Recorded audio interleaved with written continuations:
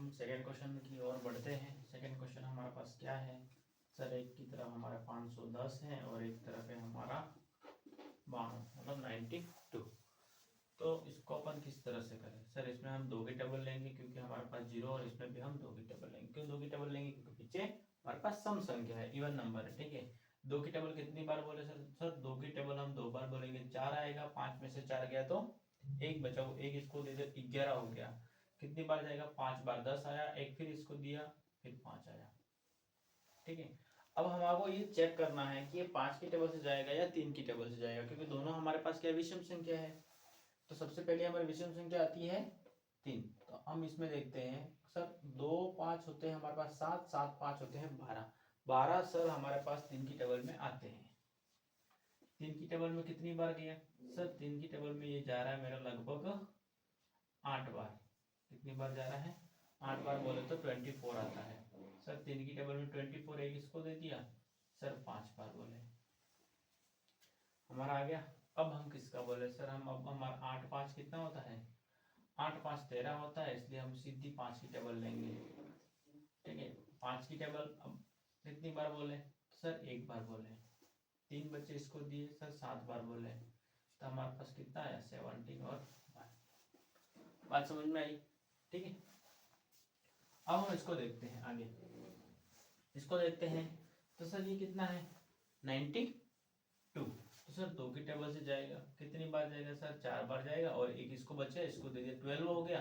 Sir दो की table से कितनी बार जाएगा? ये 12, 6 बार। फिर दो की टेबल हम लेंगे, कितनी बार गया ये 2 बार और ये 3 बार, और लास्ट हमारे पास 23 का एक बार बोले तो 23, क्योंकि हमारे पास ये क्या है? अभाज्य संख्या, जिसको हम बोलते हैं प्राइम नंबर। तो एक बार हम इसको लिख देते हैं 510 और एक बार लिख देते हैं 92। तो सर 2 3 5 17, और बीच में क्या कर दिया? मल्टीप्लाई कर दिया। हमारे पास यहाँ पे आ गया 2 मल्टीप्लाई 23। सर इन दोनों में हमारा कॉमन कौन सा आ रहा है? अगर एचसीएफ हमको देखना होता है तो एचसीएफ के लिए हम क्या करते हैं? कॉमन देखते हैं। क्या देखते हैं? कॉमन। तो हमारे पास सर ये 2 कॉमन आ रहा है इधर से इन दोनों में, तो हमारे पास एचसीएफ कितना आ गया? 2 आ गया, बाकी कई जगह 2 आ गया। अब हमारे पास एलसीएम है। एलसीएम हमारे पास कितना है देख लेते हैं।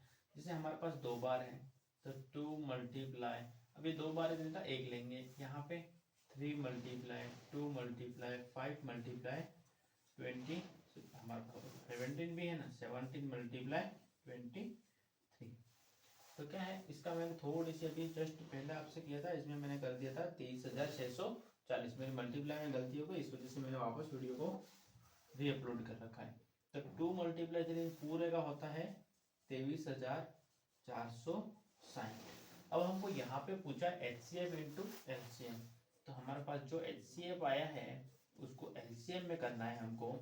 तो HCF तो सर हमारे पास 2 आया था, और हमारे पास LCM आया है 23,460। इसका मल्टीप्लाई करने पे जो आंसर आएगा वो हमारा प्रॉपर आंसर होगा।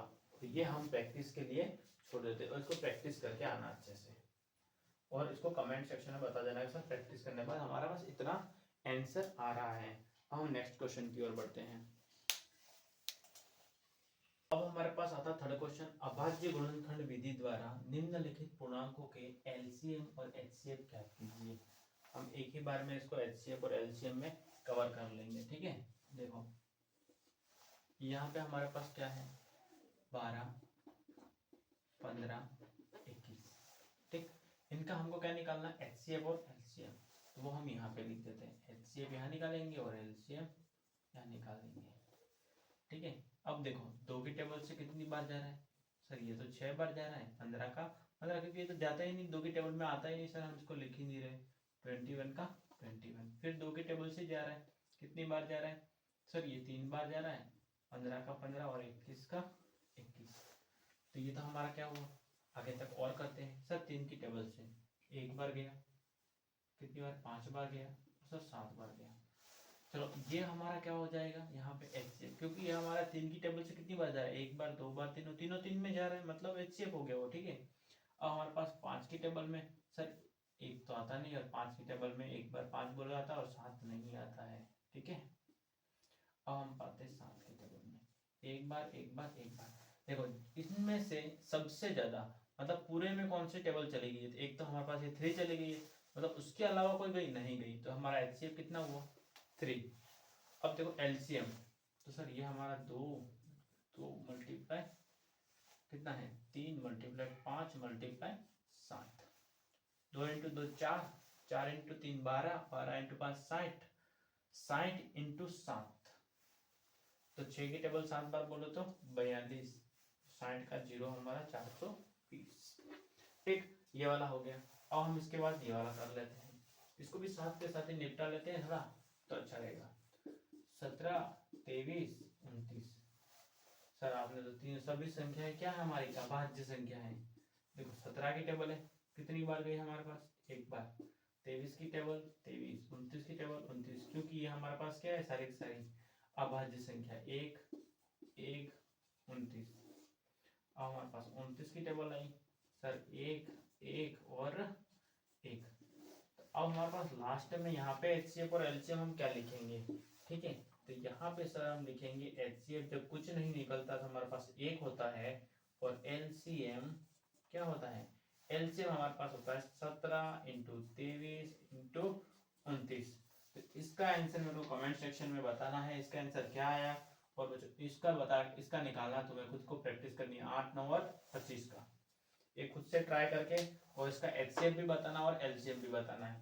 तो आपका काम है कमेंट सेक्शन में इन दोनों का आंसर बताना। ठीक, नेक्स्ट क्वेश्चन करते हैं आगे। फोर्थ क्वेश्चन हमारा है यहाँ पे एचसीएफ 306 इंटू 306,657 बराबर 9 दिया है, तो एलसीएम हमको दे रखा 306,657 ज्ञात कीजिए, ये हमें इसको ज्ञात करना है। ठीक है, तो हमको क्या दे रखा है एचसीएफ बोल रखा है, एचसीएफ 306,657 बराबर 9 दे रखा है। तो हम इसको कैसे सॉल्व करते हैं, इसका एक फॉर्मूला होता है, लेकिन हम फॉर्मूला नहीं लगाएंगे और सीधी तरह से सॉल्व कर देते हैं। देखो एलसीएम बराबर, सबसे पहले इसको लिख देना एलसीएम 306 इंटू 657, ठीक है, बराबर। अब ये जो 9 बराबर में है वो कहाँ आ गया हमारे पास भाग में, तो इसका गुणा करने पर 2,01,042, ठीक है, इतना कुछ आता है हमारा। इन दोनों का मल्टीप्लाई करने में कितना आता है 2,01,042, और बटे 9 का हमें क्या लगा देना है भाग लगा देना है। ठीक है, तो अगर 9 का भाग लगा देता है हमारे पास आंसर कितना आता है, तो हमारे पास 22,338 आंसर आता है। कितना आता है 22,338, ये हमारा प्रॉपर आंसर हुआ। तो नेक्स्ट क्वेश्चन भी ऐसे ही होंगे। अब तुम लोग मेरे को इसका करके बताना, ठीक है। मान लो इस जगह तुम्हारे पास दे रखा है 607, ठीक है, कॉमा 506, ठीक है, बराबर यहाँ पे दे रखा है, यहाँ पे हम ले लेते हैं 7। तो इसमें हमको आंसर ये तुम चीज ये ज्ञात करना है, इसके आगे लिख के एलसीएम क्या है 607 कॉमा 506 बराबर, सॉरी बराबर 7 यहाँ पे नहीं लिखना और ज्ञात कीजिए। तो इसको तुम ज्ञात करके हमें कमेंट सेक्शन में बताओ तो इसका आंसर क्या आता है। ठीक है बच्चों, नेक्स्ट क्वेश्चन आगे करते हैं। हमारे पास question number 5,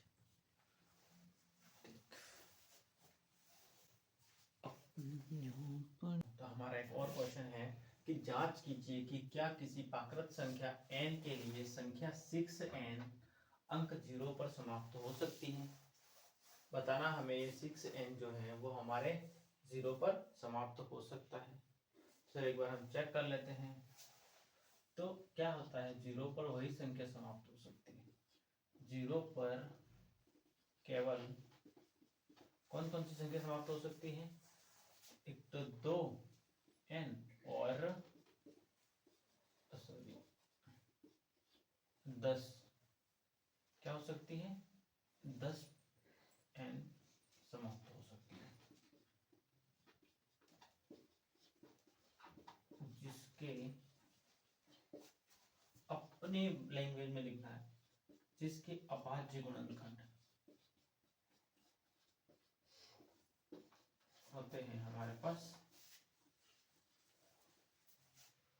2n into 5n बराबर कितना हो गया 10n। ठीक है, तो यही हमारे पास ये दो संख्या हैं, वही हमारे किस पे होती है 0 पर समाप्त होती हैं।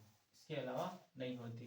जैसे मैं यहाँ पे बोलूँ तो हमारे पास 6 है, 6n हमको दे रखा है सर, वो हमारा 2n और 3n पे समाप्त होता है। ठीक है, तो अतः आधारभूत प्रमेय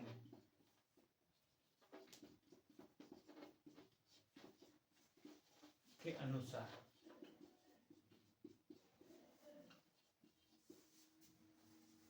6n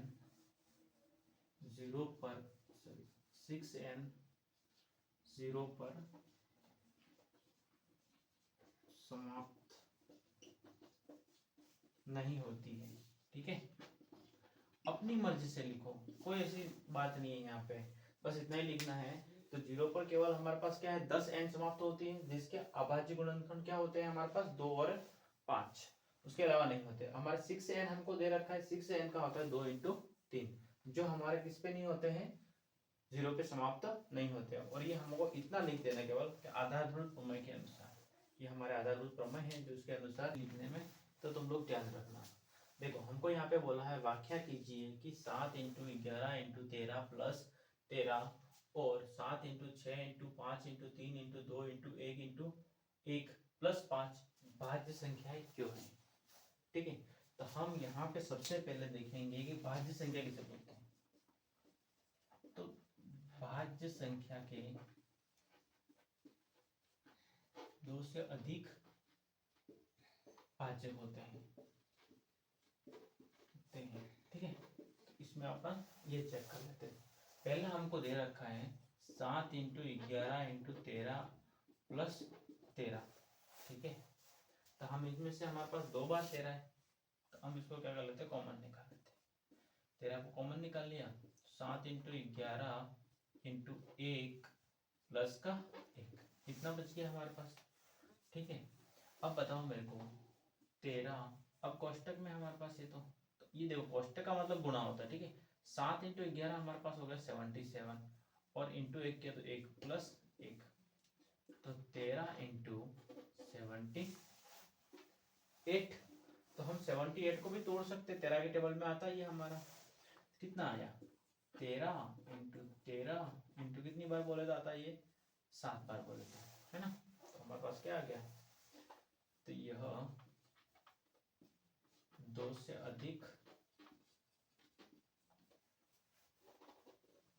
बार भाज्य है। ठीक है, इस तरह से देखो यहाँ पे हमारे पास क्या दे रखा है, 7 × 6 × 5 × 4 × 3 × 2 × 1 + 5, इनमें से हमारे पास आ रहा है कॉमन 5, अंदर लिख दिया 7 × 6 × 4 × 3 × 2, ठीक है, इंटू 1 + 1, ये लिख दिया। तो 2 × 3 कितना हुआ 6, 6 × 4, 6 × 4 हमारे पास 24। ठीक है, 6 × 4 हमारे पास 24 आ गया। 24 × 6 समथिंग कुछ ज़्यादा होता है, तो हमारे पास कुछ मिला के इस तरह से आता है 1008 आता है, और प्लस में कितना है 1 हमारे पास लास्ट में, तो हमारे पास आ गया 5 और 1009। तो हमारे पास यहाँ पे भी 2 से अधिक भाज्य है, तो 5 × 1009, तो हम इसको लिख सकते हैं कि 2 से ज़्यादा भाज्य संख्याएं हैं। ठीक है, तो ये हमारा क्वेश्चन खत्म हुआ। अब देखो इसमें आने की इस बार संभावना इसलिए हो सकती है क्वेश्चन, क्योंकि यहाँ पे क्यों का जवाब हमारे पास नहीं होता बच्चों का ज़्यादातर, तो क्यों यूँ पूछ लिया और ज़्यादा घबरा जाते हैं, क्यों लिख दिया, तो देख लेना आगे क्वेश्चन।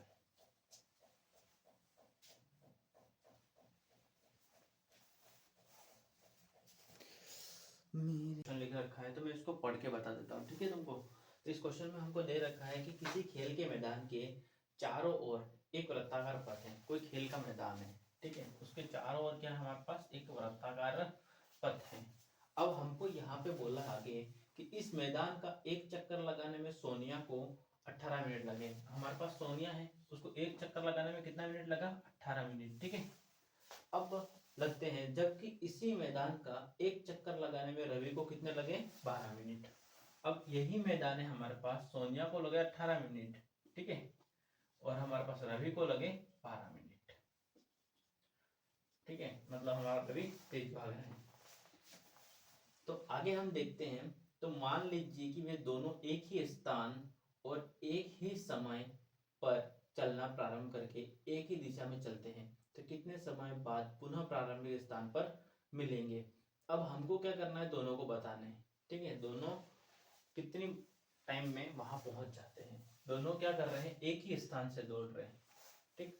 तो हमारे पास सोनिया, अब इसका हमारे पास हम पूरे मतलब चैप्टर में कर क्या रहे हैं, पूरे चैप्टर में एलसीएम एचसीएफ भी ले रहे हैं, ठीक है। तो यहाँ पे भी हम वही करेंगे, जैसे हमारे पास कितना है, सोनिया का 18 है और रवि का 12 है, तो इसका सीधा सीधा हम क्या ले लेते हैं, एलसीएम ले लेते हैं। 2 की टेबल से कितनी बार गया हमारे पास, ये 9 बार, ये 6 बार, ठीक है। अब हमारे पास 2 की टेबल से, ये 9 का था 9, ये गया 3 बार। अब 3 की टेबल से ये 3 बार, ये 1 बार, ठीक है। ये 3 की टेबल से कितनी बार, 1 बार, और ये भी 1 बार। तो हमारे पास कुल कितना आया, तो सर 18 सोनिया और दोनों का आया 2 into 2 into 3 into 3, 2 into 2 4, 4 into 3 12, 12 into 3 12 into 3 हमारा हो गया 36। तो सर वो हमारे 36 मिनट में, 36 मिनट में वो एक ही जगह मिल गए। 36 मिनट में कहाँ मिल गए, वो पुनः अपने प्रारंभिक स्थान पर आ गए। तो हमारा ये क्वेश्चन